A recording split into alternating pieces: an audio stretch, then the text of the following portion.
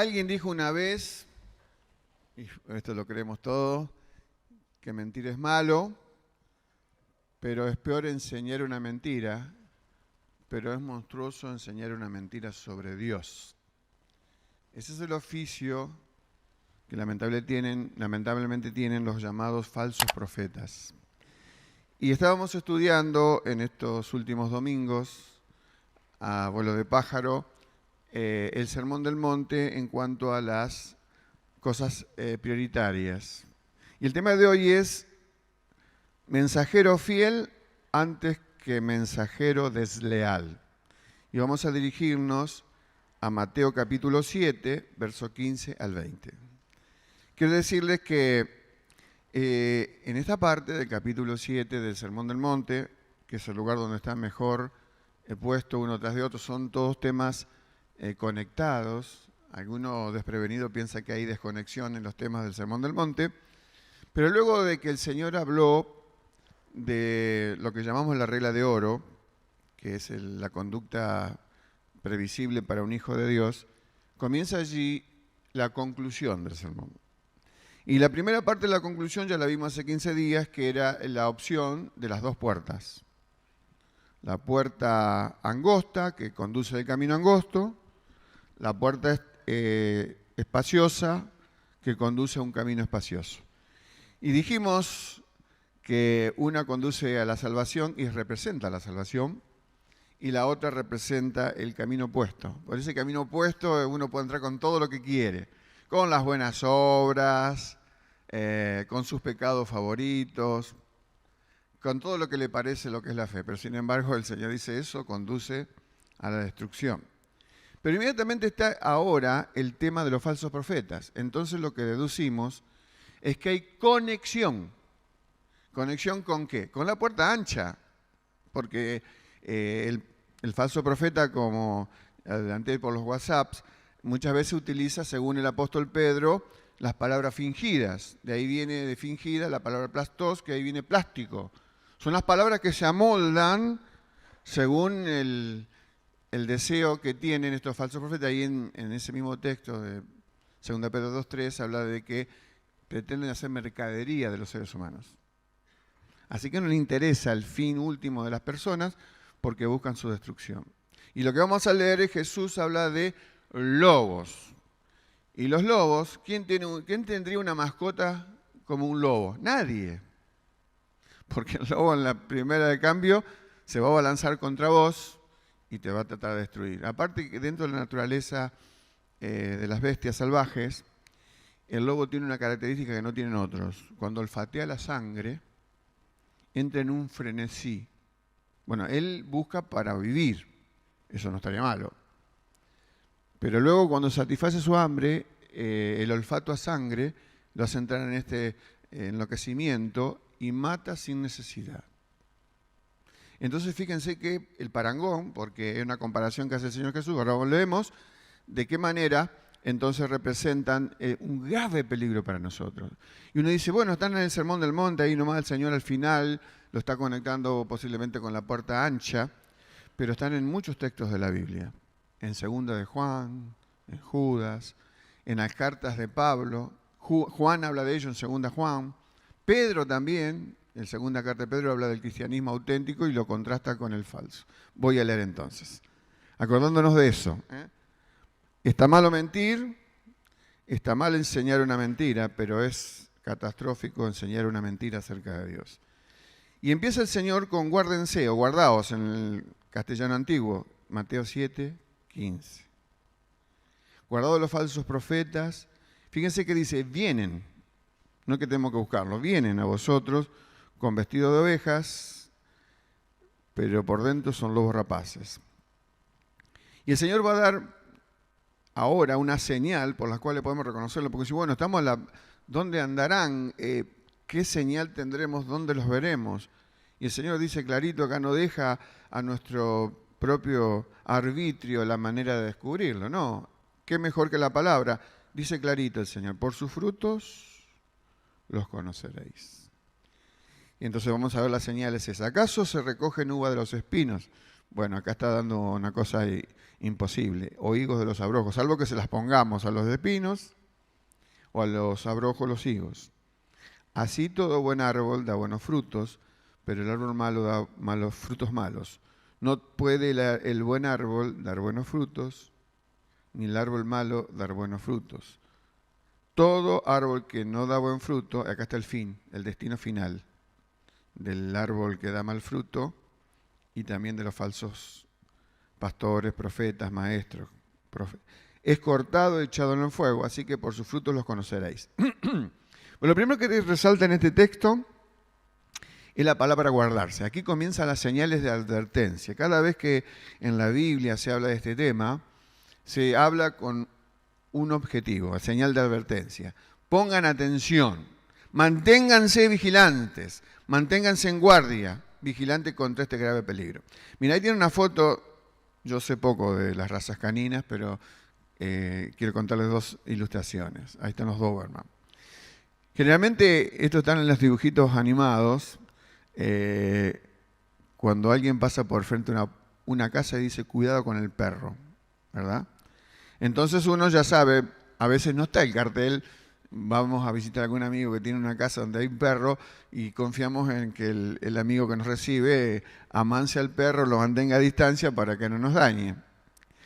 Y está bien claro que sabemos que es ese perro. Pero yo le cambio la idea y le digo, guarda que un Doberman son los perros que a veces son agresivos, o Rottweiler, o Pitbull, no sé, algunos de esos son de las razas más agresivas. Y si yo les digo, miren, cuidado que acá cerca en la cuadra hay uno suelto. Entonces lo que ustedes querrán saber es la descripción del perro. Si tiene orejas caídas, si tiene cola, no tiene cola, si tiene mucho pelaje. No... Bueno, de la misma manera debemos tener cuidado con los falsos profetas, porque los hay de todas las maneras. Hay muy cultos y con escasa instrucción, con gran verborragia. Y muchas veces lo que tenemos que cuidarnos de ellos es aquellas cosas que callan, no las que dicen, las que callan. Y muchas veces debemos tener mucho cuidado con las palabras porque usan palabras bíblicas, pero con un diccionario diferente al nuestro. Y así que las palabras no significan lo mismo que para nosotros. Ahora, ¿qué se entiende por profeta? Vamos a empezar ahora por el profeta veraz, el mensajero fiel. Un profeta es un instrumento de comunicación que Dios usa para llevarle un mensaje al hombre. Se comunica con el hombre a través de los profetas y es un mensajero autoritativo de Dios, que es decir, contiene el mensaje de Dios y Dios le da autoridad para que la comparta hacia otros. Tiene dos elementos importantes, una comisión y un mensaje. Ahora, Dios reveló aún la voluntad suya al hombre antes que el hombre cayera en pecado. Por ejemplo, el hombre sin pecado aún tenía necesidad de dependencia de Dios. Entonces Dios le dijo, mira, acá están los animales. No está esta expresión así en la Biblia, pero sabemos que Adán le dio nombre a todos los animales. Dios le dio instrucción al hombre antes del pecado y le dijo, esta es la manera que va a organizarse el matrimonio. El matrimonio existe antes que el hombre cayera en pecado.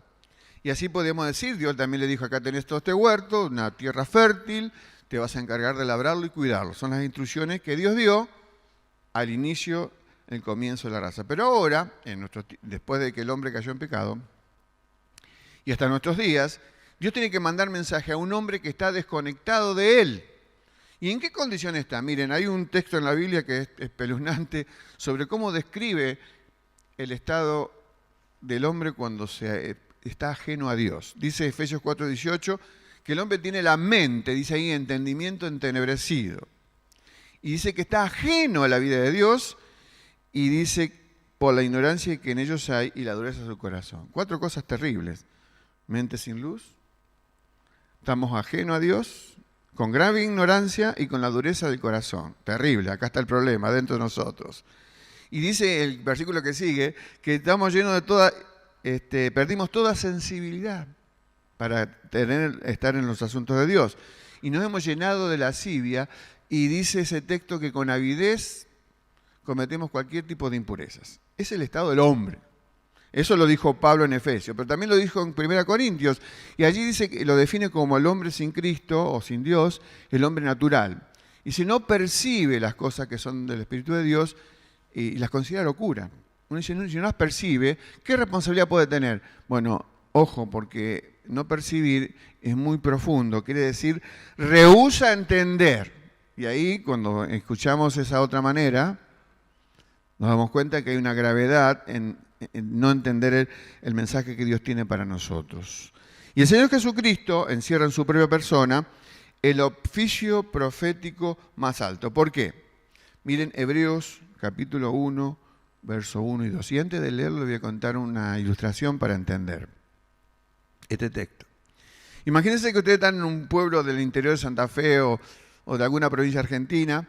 Siempre vieron que hay una plaza y hay una iglesia. En muchas iglesias todavía se conserva la campanita. Y ustedes están sin reloj, sin el celular, y una mañana de mucho sol, y no saben qué hora es. Entonces, dicen, voy a prestar atención a las campanadas de la iglesia. Entonces, ustedes tienen que escuchar de la primera campanada, porque si no escuchan de la primera campanada, las que siguen no van a determinar la hora. Entonces, toca la 1, la segunda campanada, la quinta, la octava, sigue tocando y llega a la máxima, que son 12. Entonces entiende que es las 12 del mediodía. Con respecto a la revelación divina, a la revelación de Dios, Dios utilizó profetas que transmitieron su mensaje.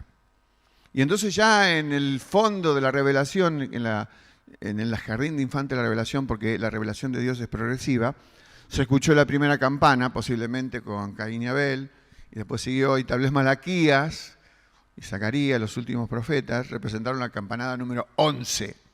Y la 12 es el Señor. Y ahí hay plenitud de revelación. Por eso dice Hebreos, y ahora sí leemos, 1:1, dice, Dios habiendo hablado muchas veces y de muchas maneras, las campanadas, la primera, la 2, la 3, la 4, y sigue, dice, en otro tiempo por los padres, por los profetas, en estos postreros días nos ha hablado por el Hijo, Jesucristo, a quien constituyó heredero de todo y por quien asimismo hizo el universo. Entonces Dios ha utilizado la revelación suya en forma progresiva. Ahora vamos a imaginar qué representa el inicio de la revelación con Adán y Eva y con Caín y Abel. Imaginen, usar la imaginación, que el Señor estuviera en este lugar aquí, presente. Y una luz intensa comienza de aquel lado, reflejándose sobre el Señor. Mientras esa luz esté en ese ángulo bajo, la sombra del Señor Jesús es proyectada muy lejos. A medida que la luz asciende y se proyecta sobre Jesús, las sombras se van acortando. Por eso es muy claro cuando el libro de Colosenses habla, capítulo 2, y dice, todo lo cual es sombra de lo que ha de venir, pero el cuerpo es de Cristo. Se está refiriendo de que muchos de los eventos que acontecieron en el amanecer de la historia representaron una luz que proyectó Jesús sobre aquello. Y a medida que se va acercando a la cruz, los acontecimientos de la historia, es como que la luz está aquí arriba sobre Jesús y entonces ya no hay sombras. Jesús es la plenitud de la revelación. Por eso Él encierra en su persona el oficio profético en su más alto grado. Por supuesto, el oficio sacerdotal en su más alto grado y el oficio de rey en su más alto grado.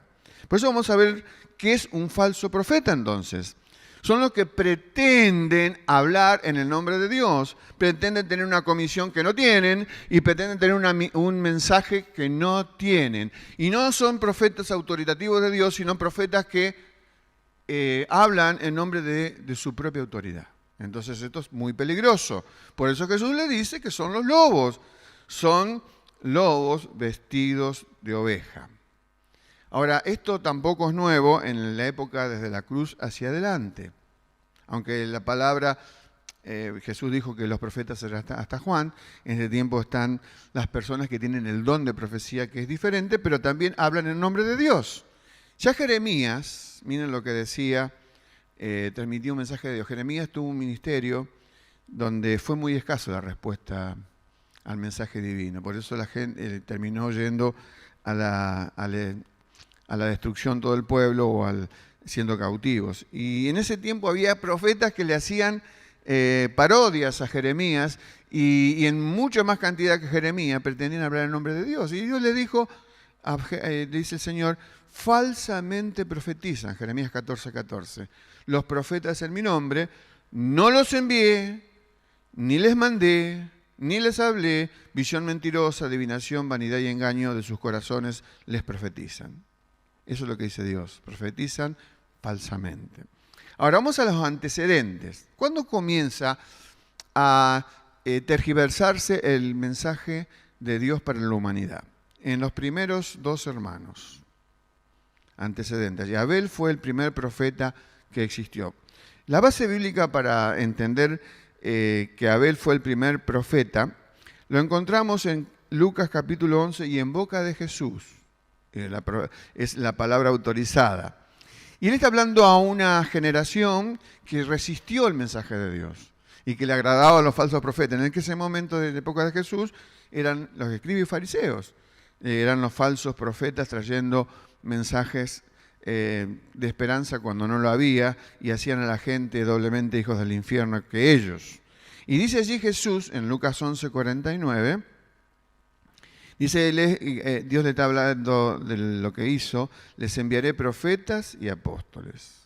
Y de ellos a unos matarán y a otros perseguirán, cosa que lo vimos en la historia bíblica, para que se demande de esta generación, la que estaba escuchando, la sangre de todos los profetas que se ha derramado desde la fundación del mundo. Y ahí escuchen bien, desde la sangre de Abel, fue el primer profeta, hasta la sangre de Zacarías, que fue uno de los últimos profetas, y dice más, Jesús murió entre el altar y el templo, dato que no teníamos por la historia del Antiguo Testamento. Sí os digo que será demandada esta generación. Por eso Abel fue el mártir que murió. La muerte, de paso, no hace mártires, solo los revela. Y uno dice, bueno, Abel estaba criando, según lo que dice el texto bíblico, era pastor, criaba animales. ¿Qué puedes saber en esa época donde ni siquiera había, comparado con los adelantos de la agricultura que hay aquí en Argentina, que estamos a la cabeza en el mundo? En esa época, ¿qué sabía Abel? Miren, ¿quieren saber lo que sabía Abel? La Biblia lo responde. En el libro de Hechos, capítulo 10, verso 43, dice, o sea, de Jesús, dan testimonio todos los profetas. ¿Cuántos profetas de Jesús dan testimonio? Todos los profetas, todos los profetas. Y dice que todos los que en él creyeren recibirán perdón de pecados por su nombre. ¿Qué hizo Abel en el principio? Él derramó sangre de un cordero. ¿Qué hizo su hermano Caín? Él llevó una espectacular ofrenda de los frutos de la tierra, a ver, la mejor zanahoria, el mejor tomate, todo lo que representaba el fruto de la agricultura. Pero la ofrenda de Caín fue rechazada, lo dice el libro de Hebreos comentando lo que había pasado en el Génesis. Y dice que Abel ofreció más excelente sacrificio que Caín. Entonces, ¿cuál fue la diferencia? Posiblemente, aunque no estaba escrito todavía ese texto de la Biblia que dice que sin derramamiento de sangre no se hace remisión de pecados, no hay perdón de pecados, que es el libro de Hebreos, fue escrito allí, pero posiblemente ese mensaje ya fue dado a los primeros padres, Adán y Eva, y Abel, que era profeta de Dios, conocía muy bien ese texto. Y dice que Abel fue justificado y con su propio sacrificio. No es porque él sacrificó un cordero, que el hecho que ese cordero podía cubrir su pecado, sino que él era las sombras de Jesús proyectada a su máximo espacio en el tiempo. Y él, aunque es un episodio que parece no tener detalles, sin embargo, sabía del advenimiento de Cristo. Y allí muchos teólogos llaman lo que sería el río rojo de la vida. El río rojo de la vida se extiende desde las primeras páginas del Génesis. Dios sacrificó un primer animal para cubrir con pieles a sus hijos caídos en pecado, hasta el extremo final del Apocalipsis. Y ese río rojo de la vida comienza con el sacrificio que hizo el Señor de aquel animalito y con el sacrificio que hizo Abel. Y que repitió luego, por ejemplo, Noé luego del diluvio, y que repitió Abraham cuando estaba en el monte Moria y que debió sacrificar a su hijo, pero Dios le permitió que haya un carnero enredado en el zarzal y eso fue el sacrificio. Así que desde allí son las sombras que se proyectan. En la medida que la luz va subiendo y la historia humana va llegando, llega a la plenitud, al cenit, ese sol y cae sobre la persona de Jesús. Ya no necesitamos más sombras. Es el Señor que está entre nosotros.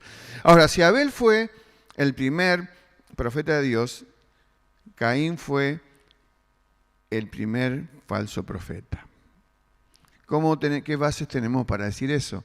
El libro de Judas, en el capítulo único que tiene, en su versículo 4, habla del camino de Caín, de la contradicción de Coré, y habla de la rebelión de los que estaban también allí en el Antiguo Testamento con Moisés. Primero fue Caín, fue Balaam y fue Coré. Uno tergiversó el Evangelio, otro prostituyó el Evangelio cobrando, que era Balaam, y otro contradijo el Evangelio, que eran la familia de Coré, que luego terminaron con la tierra abriéndose. Así que Caín fue de alguna manera, uno dice, ¿por qué? ¿Por qué Caín? Bueno, quiero decirle que Satanás, que era el que estaba atrás de las acciones de Caín, por eso está el consejo del Señor, que el pecado estaba a la puerta. Satanás no está contra la religión, sino a favor de la religión. La utiliza según sus propósitos. Por eso Caín se volvió un apóstata. Posiblemente él tuvo revelación de la verdad como la tuvo Abel, pero luego que recibió la verdad, rechazó esa verdad, posiblemente se burló de esa verdad y con el tiempo reemplazó esa verdad con una mentira. ¿Cuál era la mentira de Caín? Fue que intentó acercarse a Dios por sus propios medios. Entonces, ¿qué representaba aquella ofrenda de vegetales? Representaba el sudor de su frente, surgido de una tierra que había sido maldita, y de esa manera presentó ante Dios el trabajo de sus manos. En cambio, desde el inicio, Abel seguramente sabía, porque era profeta y porque todo profeta da testimonio de Jesús, que ese sacrificio tenía un sentido de fe hacia el futuro, hacia el advenimiento del Salvador, cuando el verdadero Salvador iba a justificar su vida, que ya lo había hecho en ese momento, y se iba a encontrar con él. Por eso, sin derramamiento de sangre no hay perdón de pecado. El río rojo de la vida comenzó en el inicio de la historia humana y continúa ahora en la iglesia proclamando esa verdad hasta que el Señor venga. Un erudito llamado David Barak, a final del siglo XX, dijo, este erudito, que en el mundo hay 9.900 religiones diferentes, casi 10.000. Ahora supongo que habrá mucho más. Y dice, algunas de ellas tienen muchos dioses. El hinduismo, por ejemplo, tiene 300 millones de dioses. Pero al final de su comentario, él dice, pero realmente hay dos religiones. Si llamamos al cristianismo religión, que en realidad es una relación. La verdadera y la falsa. Desde la historia del inicio hasta hoy hay de estas dos. La religión de la gracia y la religión de las obras. ¿Qué encarnaba Abel? La religión de la gracia o la relación de la gracia. Y la religión de las obras la encarnaba Caín. Por eso Judas, cuando habla de Caín, habla con una manera en forma de clamor. Ay de ellos, dicen Judas 4 y Judas 11, perdón, porque han seguido el camino de Caín. Este Caín pervirtió el Evangelio, aún en su inicio. Ahora, todo esto representan los falsos profetas en fraude, mentira y todo aquello que trata de desviar a las personas de Dios. Por eso dice, por ejemplo, Pablo en el libro Romanos capítulo 16, no es el único que Jesús allí en el Sermón del Monte advierte sobre esto, sino que más adelante en las cartas de Pablo se tiene este consejo muy bueno. Dice Romanos 16, 17 y 18, mas os ruego, hermanos, que os fijéis. Jesús utiliza el verbo cuídense. Y ahora dice, fíjense y poner la mirada detenida en los que causan divisiones y tropiezos en contra de la doctrina que vosotros habéis aprendido y que os apartéis de ellos, porque tales personas no sirven a nuestro Señor Jesucristo. O sea que Pablo está desenmascarando y allí Pablo utiliza la palabra suaves palabras en este texto. Dice, suaves palabras y lisonjas y que engañan los corazones de los ingenuos. Pedro habla de palabras plásticas, fingidas. Pablo habla de palabras suaves. ¿Por qué? Porque el corazón no redimido del hombre busca siempre palabras que le halaguen, que demanden de ellos esfuerzo para poder agradar de esa manera a Dios. Y sin embargo Dios dice, no es la manera, no es la manera. Es reconocerte pecador, reconocer que estás en un camino de condenación y volverte de él. Por eso la palabra suave que utiliza en Romanos, viene esta palabra del origen cristología, quiere decir palabra útil, buena y beneficiosa. Pero sin embargo es una palabra que de simple adorno, suave, no sirve. La palabra verdadera del Evangelio, como dice el libro de Hebreos, es esa espada de dos filos que penetra con el sentido de cortar lo que está feo y la otra parte sanar lo que debe ser sanado. Ahora, la pregunta es, ya llegando a la conclusión, ¿por qué permite Dios que existan estos malos hombres que con palabras fingidas, con palabras suaves, muchas veces con mucho nivel académico, buscando popularidad, buscando demostrar o con avaricia hacer mercadería de nosotros, engañándonos justamente en el tema trascendente, es el tema de la vida que continúa hacia adelante, o redimido o sin redimir. El río rojo de la vida que quieren olvidarlo, sacarlo de la escena, para presentarles maneras de alcanzar las bendiciones de Dios por medio del esfuerzo propio. ¿Por qué? Hay dos razones. Que Dios permite que estos que hacen tanto daño a las almas de los hombres existan. ¿Por qué Dios nos aluna? ¿Por qué Dios nos aniquila?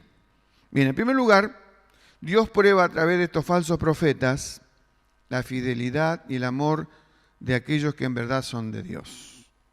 Eso es donde está en Deuteronomio capítulo 13. Ya desde antes de la antigüedad, el Señor revela y dice, porque ya existían, Deuteronomio lo escribió Moisés, uno de los primeros, el primer escritor bíblico, se supone, aunque otros dicen que el libro de Job. Y miren qué dice Dios cuando se levantare un profeta. Cuando se levantare en medio de ti profeta o soñador de sueños, y te anunciare señal o prodigios, y si se cumpliere la señal, no si no se cumpliere, si se cumpliere la señal o prodigio que él te anunció diciendo, vamos en pos de dioses ajenos que no conociste y sirvámoslo, no darás oído a las palabras de tal profeta ni tal soñador de sueños, porque el Señor vuestro Dios os está probando. Uno dice, ¿para qué? Y allí lo dice, para saber si amáis al Señor vuestro Dios con todo vuestro corazón, con toda vuestra alma. Uno dice, bueno, está en el Antiguo Testamento, pero también está en el Nuevo. Dice Pablo en 1 Corintios 11, porque es preciso que entre vosotros haya disensiones. Disensiones es la palabra equivalente a herejía. Entonces está hablando Pablo, no era una iglesia ejemplar, la iglesia de Corinto, pero dice, es preciso que entre ustedes haya herejes, para que se hagan manifiestos entre vosotros los que son aprobados, dóquimos. Estos son aprobados. Y Juan también dice lo mismo. Aquellos que siguen a los falsos maestros y falsos profetas salieron de nosotros, pero no eran de nosotros, porque si hubieran sido de nosotros, hubieran permanecido con nosotros. ¿Por qué permite entonces Dios los falsos profetas que nosotros tendríamos otro método? Quitarlos del medio. Dios permite para que se separe la paja del trigo. Para probar quiénes son verdaderas ovejas de Cristo y quiénes no lo son. Porque las ovejas de Cristo no oyen la voz de los extraños, lo dice el Evangelio de Juan. Ahora hay una segunda razón por la cual Dios permite estos instrumentos que son malévolos, con falsas palabras, a veces con apariencia de simpatía, con gran sonrisa, con grandes recursos, y hablándonos de los temas que son cautivantes, hablan de la vida matrimonial, de la vida sana, de la crianza de los hijos, y de esa manera atrapan a los incautos. No es que no hay que hablar de eso, es un tema muy bueno. Y tenemos en el Evangelio, ayer la iglesia lo estuvo practicando, advirtiendo a los padres de los peligros de la tecnología.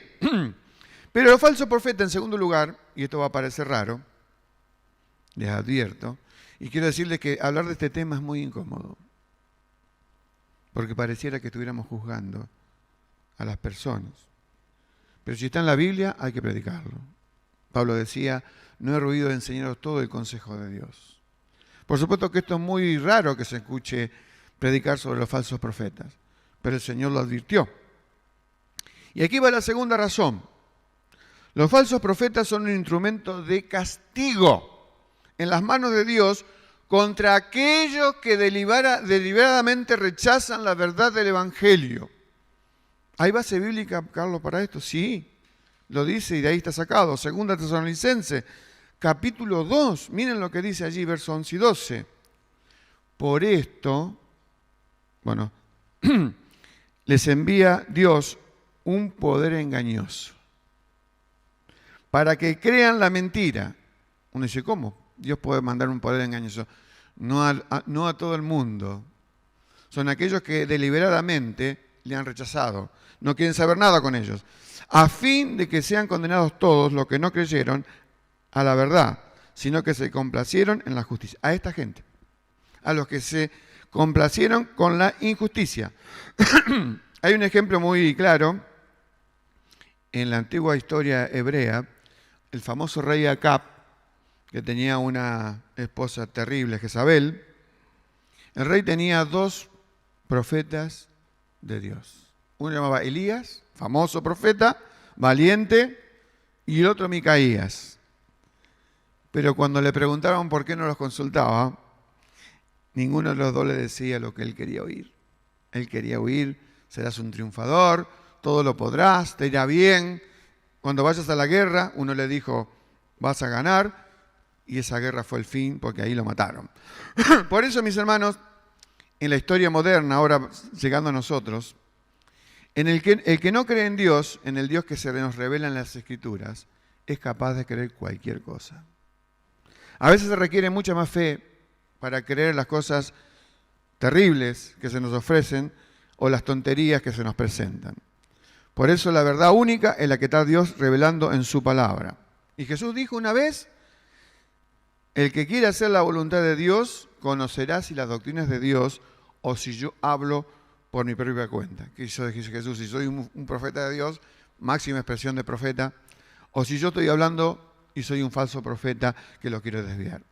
Por eso escuché a un pastor decir hace un tiempo que a veces es preferible cojear en el camino de la verdad que correr en el camino del error. Así que yo sé que a veces hay muchos cristianos que viven en debilidad, su fe, y no pueden tal vez madurar, pero lo bueno de esto, a pesar de ser difícil y malo, que estén cojeando en el camino de la verdad, pero que no estén corriendo en el camino del error. Y ya para terminar, está la foto del FBI. El FBI, uno de sus rubros, es estudiar a los billetes verdaderos, los billetes de dólar, para después, cuando se enfrentan, muchos funcionarios se enfrentan con la detección de billetes falsos. Entonces, para poder detectar billetes falsos, no es estudiar los billetes falsos, es estudiar el billete auténtico. Por eso yo creo que generalmente mucha gente cae en las garras de los falsos profetas por un harto desconocimiento de la palabra del Señor. Una vagancia, pocas ganas de profundizar lo que la palabra de Dios dice. Así que entonces un ejemplo de la vida normal, de la vida financiera, y yo creo que también aquí en Argentina los que son cajeros en los bancos seguramente han sido entrenados en conocer los billetes verdaderos, para que cuando llegue un billete falso lo detectan al tacto, aunque hoy hay maquinitas que cuentan los billetes. Pero ¿cómo podemos conocer a los profetas falsos? 5 pruebas muy rápidas. La primera prueba para detectar al falso profeta, al falso maestro, al falso pastor, es la prueba de la fuente, de dónde abrevan, de dónde toman. Y ellos podemos preguntarnos si su mensaje, si todo lo que dice y todo lo que cree no está basado en la palabra de Dios, entonces ese es un mensajero falso. El mensajero auténtico, su mensaje, todo lo que dice, todo lo que cree, está basado únicamente en la palabra de Dios. La prueba de la fuente nos permitirá detectar muchas personas. Hoy día, lamentablemente, a veces es bueno, a veces es malo, mucha gente se pastorea por YouTube. Y ahí es una fuente de multitud de falsos profetas. Por supuesto, uno puede detectarlo si tiene el entrenamiento en la palabra de Dios.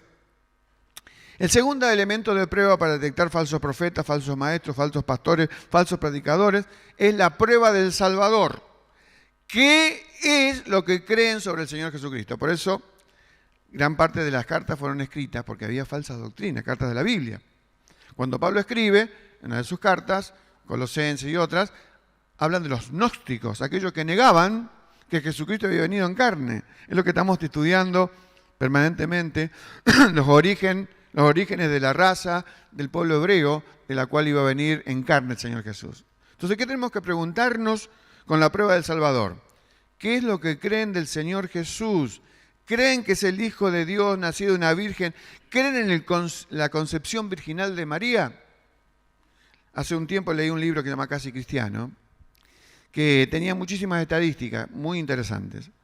Y hablaba de un sector muy grande de creyentes que decían haber nacido de nuevo en Estados Unidos, que negaban la doctrina de la concepción virginal de María. Y hermanos, esa es la prueba, la piedra basal de que las razones de las credenciales del Salvador, si María tuvo a Jesús con su esposo, es tan pecador como vos y como yo. Pero no dice eso la Biblia, gracias a Dios.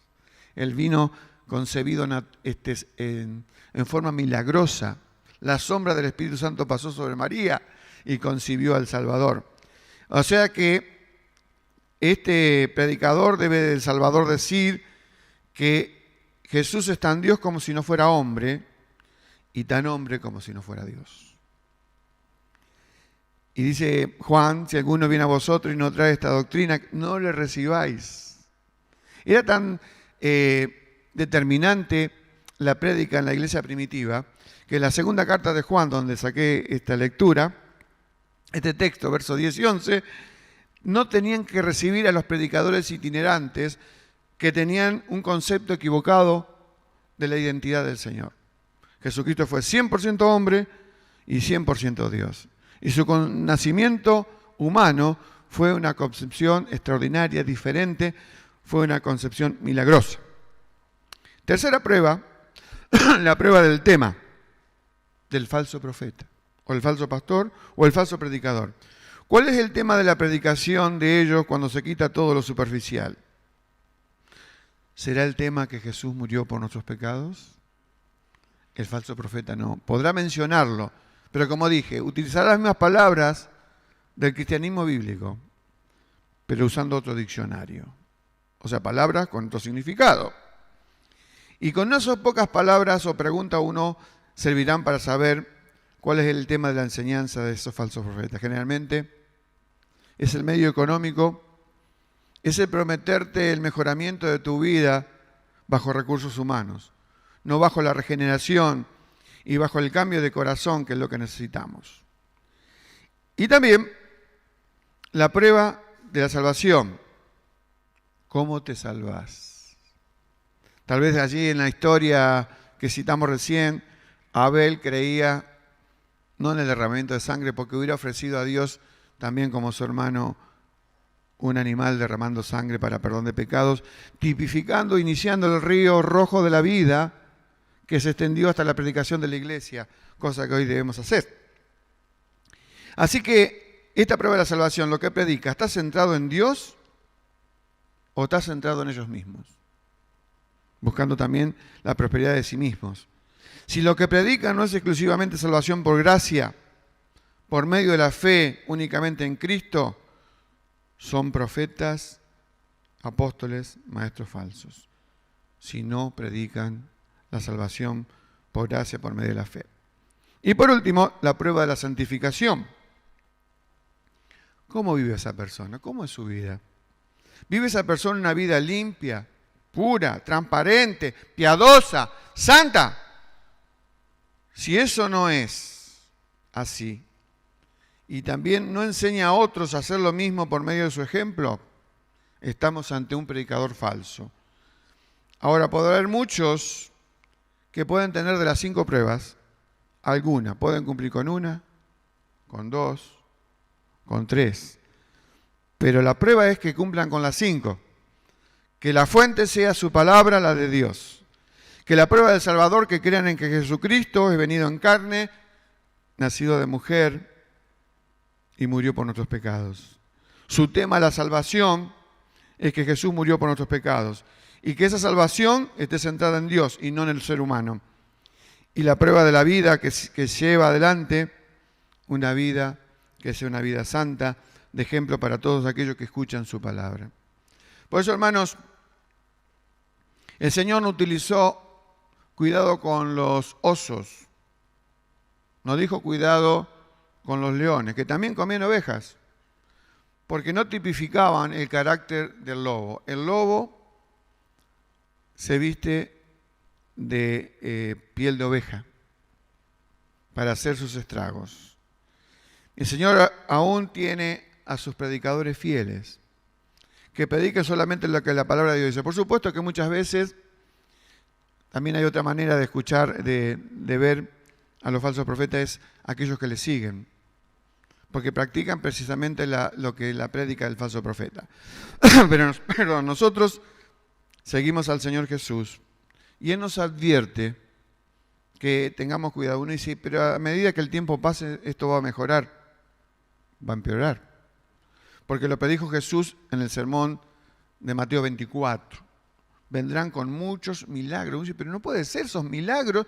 Nadie niega la autenticidad de los milagros. Lo que se niega es el origen, el poder que los hace. Y el enemigo puede hacer tremendos milagros. Ocurrieron en la época de Acab. Ustedes se creen que ese día y con esto termino, que el profeta Elías convocó a 450 profetas de Baal al monte Carmelo, presentó un sacrificio, el cual regaron con muchísima agua, y aquellos profetas falsos comenzaron todo el día. Elías le dio la ventaja de todo el día clamar a su Dios.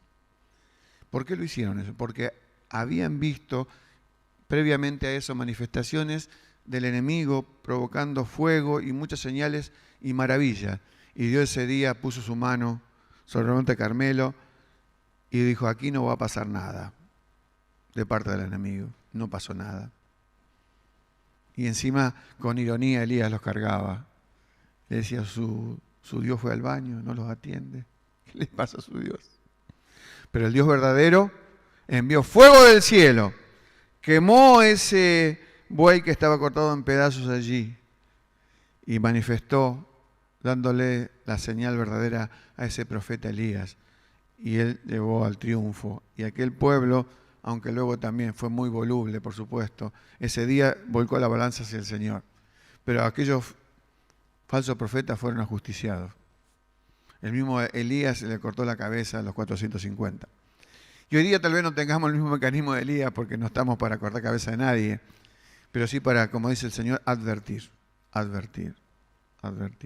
Estamos en un tiempo difícil donde todos te querrán cautivar para que te corras a la puerta ancha.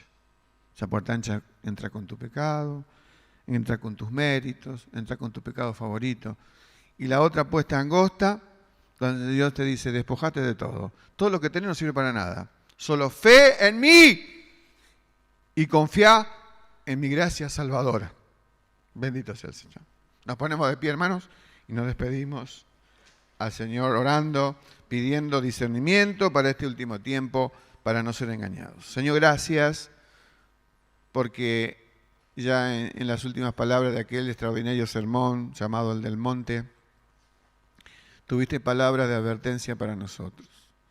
Y Señor, sabemos de que la decisión más importante de la vida de un ser humano es responder a tu llamado, decirte sí o no, pasar por la puerta angosta donde no llevamos nada nuestro, solo la fe en tu gracia salvadora. Y permite, Señor, que en este tiempo podamos entender con claridad que hay muchas voces clamando por nuestra atención.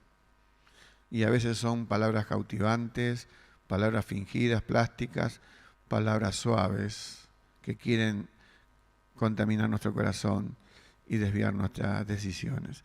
Bendice a cada uno de los que estamos aquí, Señor, que estemos seguros que estamos en el camino adecuado, escuchando la verdadera palabra tuya. Por Jesús lo decimos, pidiendo, Señor, una semana de mucha bendición, donde podamos profundizar lo que hemos escuchado hoy para agradarte en todo. Por Jesús. Amén. Dios les bendiga, mis hermanos.